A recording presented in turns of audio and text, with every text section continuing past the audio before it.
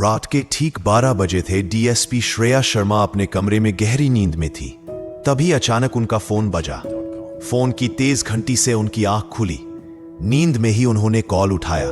जैसे ही call receive किया, दूसरी तरफ से रोती हुई आवाज आई, दीदी मेरे पति को कुछ गुंडे जबरदस्ती उठा ले गए हैं। आप कुछ कीजिए ना दीदी, मैं बहुत डर गई हूं। श्रेया घबरा गई। उन्होंने तुरंत पूछा, क्या कहा? रोहित को गुंडे उठा ले गए? लेकिन कौन लोग थे और कब लेकर गए? फोन पर उनकी छोटी बहन सोनिया थी। वो रोते रोते बोली, दीदी कल रात अचानक कुछ गुंडे हमारे घर बेचने गए। मैं घुस आए, हम लोग सो रहे थे। उन्होंने गन निकालकर हमें धमकाया, मुझे कमरे में बंद कर दिया और रोहित को जबरदस्ती उठा ले गए।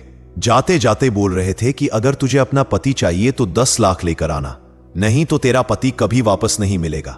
उन्होंने दरवाजा बाहर से बंद कर दिया। अच्छा हुआ कि उन्होंने मेरा मोबाइल नहीं देखा, वरना मैं आपको फोन भी नहीं कर पाती। दीदी मैं बहुत डर गई हूं, समझ नहीं आ रहा क्या करूं। श्रेया ने उसे ढाठस बंधाया और शांत लहजे में बोली, सोनिया तुम अभी घबराओ मत, सब ठीक होगा। अभी रात का समय है, तुम थोड़ी हिम्मत रखो और आराम करो। सुबह मैं खुद आकर तुम्हें ले चलूंगी और हम थाने में जाकर रिपोर्ट लिखवाएंगे। सोनिया रोते हुए बोली, ठीक है दीदी, बस आप जल्दी आ जाना। श्रेया ने उसे भरोसा दिलाया और कॉल काट दिया। सुबह होते ही श्रेया जल्दी उठी। वह तैयार हुई और लाल रंग की साड़ी पहनकर सोनिया के घर पहुंची। सोनिया दरवाजे के पास बैठी इंतजार कर रही थी। जैसे ही दरवाजा खुला, दोनों बहनें गले लगकर रो पड़ी। सोनिया ने पूरी घटना फिर से विस्तार से सुनाई। श्रेया ने अपनी बहन को साथ लिया और तुरंत थाने की ओर निकल पड़ी। थाने में डेस्क पर इंस्पेक्टर विक्रम सिंह बैठा था। श्रेया अपनी बहन को लेकर उसके पास पहुंची और बोली, सर ये मेरी बहन सोनिया है। कल रात कुछ गुंडे इनके पति रोहित को उठा ले गए हैं और 10 लाख की फिरौती मांगी है। आप लोग जल्दी से कार्यवाही कीजिए और उन गुंडों का पता लगाइए। इंस्पेक्टर विक्रम ने लापरवाही से कुर्सी पर बैठते हुए कहा, अच्छा तो तुम्हारे पति को उठा ले गए हैं तो जरूर किसी वजह से ले गए होंगे। इसमें हम क्या कर सकते हैं? ये तुम्हारा मामला है, तुम ही सुलझाओ। और हां, अगर चाहते हो कि पुलिस जल्दी केस सॉल्व करे तो तुम्हें 10,000 देने होंगे, तभी मैं कुछ कर पाऊंगा। यह सुनकर श्रेया हैरान रह गई। उनके मन में गुस्सा भी आया और दुख भी कि एक पुलिस वाला इंसाफ की जगह रिश्वत मांग रहा है। उन्होंने संयम रखते हुए कहा, सर यह बहुत गलत बात है। कानून में साफ लिखा है कि हर नागरिक को न्याय दिलाना पुलिस का काम है। अगर आप हमसे पैसे मांगेंगे तो यह सीधा अपराध है। हमें न्याय चाहिए, ना कि रिश्वतखोरी। इंस्पेक्टर विक्रम भड़का उठा। वह गुस्से में बोला, तुम हमें कानून सिखाओगी? तुम्हें लगता है तुम्हें कानून हमसे ज्यादा पता है? ज्यादा जुबान चलाओ मत, वरना अच्छा नहीं होगा। इतना कहकर उसने गुस्से में एक जोरदार थप्पड़ श्रेया के गाल पर जड़ दिया। थप्पड़ लगते ही श्रेया के अंदर आग जल उठी, लेकिन उन्होंने खुद को काबू में रखा। उनकी बहन सोनिया डर के मारे कुछ नहीं बोली। श्रेया ने गहरी सांस लेकर कहा, आपने बहुत बड़ी गलती कर दी है इंस्पेक्टर, यह थप्पड़ आपको भारी पड़ेगा। आपने कानून का मजाक उड़ाया है, रिश्वत मांगी है और एक महिला अधिकारी पर हाथ उठाया है। मैं आपके खिलाफ रिपोर्ट दर्ज करवाऊंगी और आपको सस्पेंड करवाकर रहूंगी। इंस्पेक्टर और उग्र होकर बोला, इतनी औकात है तुम्हारी कि मेरे खिलाफ रिपोर्ट दर्ज कराओ? मैं चाहूं तो अभी तुम्हें और तुम्हारी बहन को लॉकअप में डाल सकता हूं। बेहतर यही होगा कि चुपचाप यहां से निकल जाओ, वरना अभी तुम दोनों पर झूठा केस डाल दूंगा।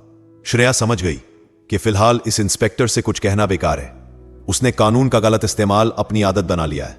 उन्होंने सोनिया का हाथ पकड़ा और कहा, चलो सोनिया, अभी यहां रहना ठीक नहीं है, लेकिन याद रखना इस इंस्पेक्टर की असलियत सबके सामने आएगी और मैं इसे इसके किए की सजा दिलाकर रहूंगी। दोनों बहनें भारी मन से वहां से निकल गई। श्रेया के मन में अब केवल एक ही संकल्प था, अपनी बहन के पति को छुड़ाना और भ्रष्ट इंस्पेक्टर को सस्पेंड करवाना।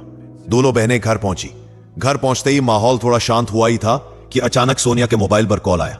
फोन उठाते ही उधर से बड़ी खौफनाक आवाज गूंजी, अगर अपने पति को जिंदा वापस चाहती हो तो 10 लाख लेकर तय जगह पर आ जाना, वरना उसका चेहरा आखिरी बार भी नहीं देख पाएगी। सोनिया डर के मारे कांप रही थी। तभी पास बैठी श्रेया ने इशारे से उसे समझाया, बोलो कि ठीक है, लेकिन कहां आना है, और यह भी कह दो कि मेरे पास अभी पैसे नहीं है। 24 घंटे का वक्त दो, बस ध्यान रहे रोहित को कुछ मत करना। सोनिया ने जैसे तैसे वही बात दोहरा दी। सामने से कोई जवाब नहीं आया और कॉल अचानक कट हो गया। कॉल कटने के बाद कमरे में गहरी चुप्पी छा गई। श्रेया कुर्सी पर बैठी सोचने लगी, ये गुंडे कहां हैं? इन तक पहुंचने का कोई तरीका निकालना होगा। तभी उनके दिमाग में एक आइडिया आया। उन्होंने तुरंत अपना लैपटॉप खोला और नंबर को ट्रैक करने की कोशिश की। कुछ ही देर में लोकेशन सामने आ गई। नंबर दूसरे शहर से ट्रेस हुआ था। श्रेया को अकेले वहां जाने में खतरा लग रहा था। उन्होंने ठान लिया कि पुलिस की मदद लेकर ही जाना सही होगा। वे तुरंत थाने पहुंची, लेकिन वहां जाकर पता चला कि इंस्पेक्टर विक्रम सिंह घर जा चुका था और एसएचओ भी किसी काम से बाहर थे। श्रेया ने ड्यूटी पर खड़े हवलदार से पूछा, इंस्पेक्टर विक्रम और एसएचओ अजय कहां है? हवलदार बोला, मैडम, इंस्पेक्टर तो घर चले गए और एसएचओ साहब अभी अभी किसी काम से बाहर गए थे। अब तक क्या? इतने में ही दरवाजे से एसएचओ अजय सिंह अंदर आते दिखाई दिए। उन्होंने डीएसपी श्रेया को देखते ही सलाम किया और पूछा, मैडम, आप यहां सब ठीक तो है? श्रेया ने गहरी सांस लेकर कहा, अजय, हालात बिल्कुल ठीक नहीं है। मेरी बहन के पति रोहित को गुंडों ने किडनैप किया है। मैंने लोकेशन ट्रैक कर ली है। हमें तुरंत कार्यवाही करनी होगी, लेकिन अकेले जाने से खतरा है। हमें कम से कम 3-4 लोग चाहिए। अजय ने बिना देर किए हामी भर दी और 2 हवलदारों को साथ लिया। चारों लोग सरकारी गाड़ी में बैठकर उस लोकेशन की ओर निकल पड़े। लोकेशन उन्हें एक पुराने और जर्जर घर तक ले गई। घर की हालत देखकर साफ लग रहा था कि यह जगह गुंडों के छिपने का अड्डा थी। खिड़की से झांककर देखा तो अंदर रोहित को रस्सियों से बांध कर रखा गया था। पास ही 3 गुंडे बैठे शराब पी रहे थे और जोर जोर से हंस रहे थे। श्रेया ने पहले चुपके से अपना मोबाइल निकाला और वीडियो रिकॉर्डिंग चालू कर दी, ताकि बाद में सबूत रहे। कुछ ही पलों में अजय और दोनों हवलदारों के साथ वह घर में घुस गई। हाथ ऊपर करो, श्रेया की गूंजती आवाज से गुंडे चौंक गए। तीनों ने भागने की कोशिश की, लेकिन चारों पुलिस वालों ने तुरंत गन तान दी और उन्हें काबू कर लिया। हवलदारों ने रस्सियां खोलकर रोहित को आजाद कराया। सोनिया का पति रोहित कांप रहा था, लेकिन सुरक्षित था। घर लौटते वक्त श्रेया ने रोहित से पूछा, क्या तुम्हारी इन लोगों से पहले कभी कोई दुश्मनी रही है या किसी वजह से उन्होंने तुम्हें निशाना बनाया? रोहित ने थरथराती आवाज में कहा, नहीं मैडम, मैं इन लोगों को जानता तक नहीं। मैंने इन्हें पहले कभी देखा भी नहीं। ना दोस्ती ना दुश्मनी। मुझे समझ नहीं आ रहा इन्होंने मुझे क्यों उठाया। श्रेया ने रोहित को भरोसा दिलाया, अब चिंता मत करो, ये गुंडे कानून के शिकंजे में है, तुम्हें कोई नुकसान नहीं होगा। गुंडों को थाने लाकर लॉकअप में बंद कर दिया गया। श्रेया जानती थी कि असली लड़ाई अब शुरू हुई है। अपनी बहन के पति को बचाने के साथ साथ भ्रष्ट इंस्पेक्टर विक्रम सिंह को बेनकाब करना भी उतना ही जरूरी था। वो मन ही मन सोच रही थी, हमारे ही थाने का इंस्पेक्टर जो नागरिकों की रक्षा करने के लिए है, वही रिश्वत मांगता है और औरतों पर हाथ उठाता है। अगर इसे सबक नहीं सिखाया गया तो यह ना जाने और कितने लोगों का शिकार करेगा। श्रेया ने ठान लिया कि अब विक्रम सिंह हो, उसके किए की सजा जरूर मिलेगी। अगले ही दिन सुबह उसने योजना बनाई। वह इस बार हरे रंग की सलवार सूट पहनकर तैयार हुई। बाहर से देखने में एक साधारण औरत लग रही थी, ताकि कोई शक ना करे। उसने अपना मोबाइल चुपके से ऑन किया और रिकॉर्डिंग चालू कर दी। धीरे धीरे कदम बढ़ाते हुए वह थाने पहुंची। इंस्पेक्टर विक्रम सिंह पहले से ही मौजूद था। जैसे ही उसकी नजर श्रेया पर पड़ी, वह भड़क उठा। तुम फिर से आ गई? लगता है तुम्हें अंदर होने का बहुत शौक है। समझ में नहीं आता। एक बार कहा है कि यहां तुम्हारी रिपोर्ट नहीं लिखी जाएगी, फिर क्यों आती हो? श्रेया शांत स्वर में बोली, सर मैं तो बस इतना चाहती हूं कि मेरी बहन के पति रोहित के केस की रिपोर्ट लिखी जाए। आपसे हाथ जोड़कर निवेदन है, कृपया कार्रवाई कीजिए। इंस्पेक्टर और गुस्से से चिल्लाया, तू बहुत अकड़ में बोल रही है। यहां कोई रिपोर्ट नहीं लिखी जाएगी, और अगर ज्यादा बोलती है तो यही तुझे अंदर डाल दूंगा। ज्यादा पंख निकल आए हैं, इन्हें तोड़ना ही पड़ेगा। यह कहते हुए उसने फिर से गुस्से में एक जोरदार थप्पड़ श्रेया के गाल पर जड़ दिया। थप्पड़ की चोट ने श्रेया को तकलीफ दी, मगर इस बार उसने एक शब्द तक नहीं कहा। उसका पूरा ध्यान सिर्फ रिकॉर्डिंग पर था। अंदर से जल रही थी, लेकिन ऊपर से बिल्कुल चुप रही। वह धीरे से बस इतना बोली, सर आप जो कर रहे हैं वो कानून के खिलाफ है और मैं इसके खिलाफ कार्रवाई करूंगी। इतना कहकर वह चुपचाप थाने से बाहर निकल गई। घर पहुंचते ही उसने अपने मोबाइल की रिकॉर्डिंग चेक की। पूरा सबूत साफ साफ उसमें कैद था। रिश्वत मांगना, धूस जमाना और थप्पड़ मारना। श्रेया ने बिना देर किए वो रिकॉर्डिंग सीधे एएसपी ऑफिस भेज दी। कुछ ही देर में एएसपी का फोन आया। उनकी आवाज सख्त और गुस्से से भरी हुई थी। श्रेया, मैंने सब रिकॉर्डिंग सुन ली है। यह इंस्पेक्टर विक्रम सिंह ने बहुत बड़ा अपराध किया है।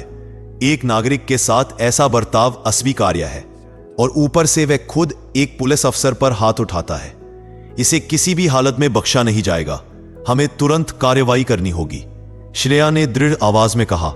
जी सर, मुझे भी यही लगता है कि जब तक इंस्पेक्टर अपनी वर्दी में है, न्याय का मजाक उड़ता रहेगा। इसे सस्पेंड करवाना ही पड़ेगा। एएसपी ने हामी भरते हुए कहा। तुम्हारा सबूत पक्का है? अब विक्रम सिंह के गिनती के दिन खत्म हो चुके हैं। एएसएसपी ऑफिस में माहौल गंभीर था। श्रेया द्वारा भेजी गई रिकॉर्डिंग सबूत की तरह सबके सामने रखी गई थी। एएसपी ने अपने ऑफिस के टेबल पर हाथ मारते हुए कहा, यह इंस्पेक्टर सिर्फ कानून तोड़ ही नहीं रहा, बल्कि पुलिस विभाग की बदनामी भी कर रहा है। हमें तुरंत एक्शन लेना होगा। एएसएसपी ने तुरंत डीएसपी श्रेया को अपने ऑफिस बुलाया। श्रेया आई तो एएसएसपी ने उसकी तरफ देखते हुए कहा, श्रेया, तुमने बहुत हिम्मत दिखाई है। तुम्हारी वजह से हमें पक्का सबूत मिला। अब कानूनी प्रक्रिया के तहत इसे अंजाम देंगे। एएसएसपी ने उसी दिन एक डिपार्टमेंटल इंक्वायरी कमेटी गठित कर दी। 3 वरिष्ठ अधिकारियों की टीम को आदेश मिला कि वे रिकॉर्डिंग और गवाहियों के आधार पर इंस्पेक्टर विक्रम सिंह के खिलाफ रिपोर्ट तैयार करें। कमेटी ने श्रेया का बयान लिया, फिर थाने के उन सिपाहियों से भी पूछताछ की जो उस दिन मौजूद थे। सभी ने माना कि इंस्पेक्टर अक्सर गुस्से में नागरिकों से बदसलूकी करता था। कमेटी ने 2 दिन के भीतर अपनी रिपोर्ट एएसपी को सौंप दी। रिपोर्ट में साफ लिखा था, इंस्पेक्टर विक्रम सिंह ने महिला नागरिक श्रेया के साथ अभद्र व्यवहार किया, रिपोर्ट दर्ज करने से मना किया, जो कि आईपीसी की धारा 170A के अंतर्गत अपराध है। एक महिला पर हाथ उठाया, जो कानूनी और विभागीय दोनों दृष्टि से गंभीर अपराध है। रिश्वत और धमकी देने की प्रवृत्ति भी रिकॉर्डिंग में स्पष्ट रूप से सामने आई है। एएसपी ने रिपोर्ट पढ़कर तुरंत आदेश जारी किया। इंस्पेक्टर विक्रम सिंह को तत्काल प्रभाव से निलंबित किया जाता है। जांच पूरी होने तक वे किसी भी प्रकार की ड्यूटी पर उपस्थित नहीं रहेंगे। विभागीय और कानूनी कार्रवाई दोनों एक साथ चलेंगी। आदेश साइन होते ही थाने में हड़कंप मच गया। हवलदारों ने खुद विक्रम सिंह को बुलाकर सस्पेंशन ऑर्डर सुनाया, लेकिन मामला यही नहीं रुका। एएसएसपी ने साथ ही कहा, केवल सस्पेंशन काफी नहीं है, यह मामला आईपीसी की कई धाराओं में आता है।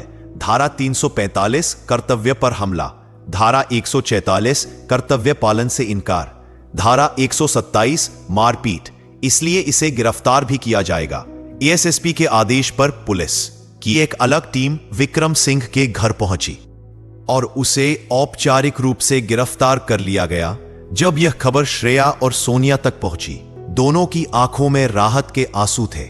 श्रेया ने मन ही मन सोचा, न्याय धीरे चलता है मगर मिलता जरूर है। अगर हिम्मत और सबूत हो तो कोई भी अपराधी, चाहे वह वर्दी में ही क्यों ना हो, कानून से नहीं बच सकता।